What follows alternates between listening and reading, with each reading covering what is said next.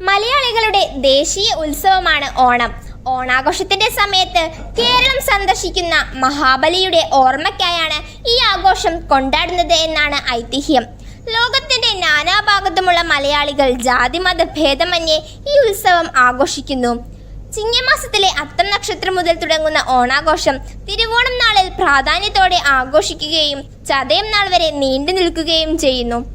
കേരളത്തിലെ വിളവെടുപ്പുത്സവത്തോടൊപ്പം ആഘോഷിക്കുന്നതാണ് ഓണം.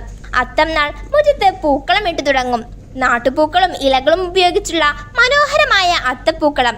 അന്നു മുതൽ മഹാബലിയെ വരവേൽക്കാനുള്ള ഒരുക്കങ്ങൾ തുടങ്ങണമെന്നാണ്. പൂക്കളമിട്ടും ഓണത്തിനായുള്ള മറ്റു ഒരുക്കങ്ങളിലൂടെയും മലയാളിയുടെ മനസ്സിൽ മുഴുവൻ ആഘോഷങ്ങളുടെ ആരവമുയരുന്ന ദിവസങ്ങൾ. കുട്ടികൾക്കും മുതിർന്നവർക്കും ഓണത്തോടനുബന്ധിച്ച് പുതുവസ്ത്രങ്ങൾ വാങ്ങി നൽകുന്ന ചടങ്ങ് കേരളത്തിൽ അങ്ങോളം ഇങ്ങോളം കാണപ്പെടുന്നു. തിരുവോണ നാളിൽ ഓണസദ്യ ഒരുക്കിയും ഓണക്കളികൾ കളിച്ചും ആഘോഷിക്കും. കൈക്കൊട്ടിക്കളി എന്ന് സാമാന്യമായി വിളിക്കപ്പെടുന്ന തിരുവാതിരക്കളി സ്ത്രീകളുടെ മാത്രം ഒരു സംഘനൃത്തമാണ്. തിരുവാതിരക്കളിയും ഓണാഘോഷത്തിന്റെ ഒരു ഭാഗമാണ്. വിഭവസമൃദ്ധമായ ഓണസദ്യ ഒരുക്കലാണ് ആഹ്ലാദത്തിന്റെ ദിനങ്ങളെ ഒന്നുകൂടി ആകർഷകമാക്കുന്നത്. ഓണാഘോഷവും ഓണക്കാഴ്ചയുമെല്ലാം നാം മലയാളികളുടെ മനസ്സിൽ എന്നും മഹോത്സവമാണ്.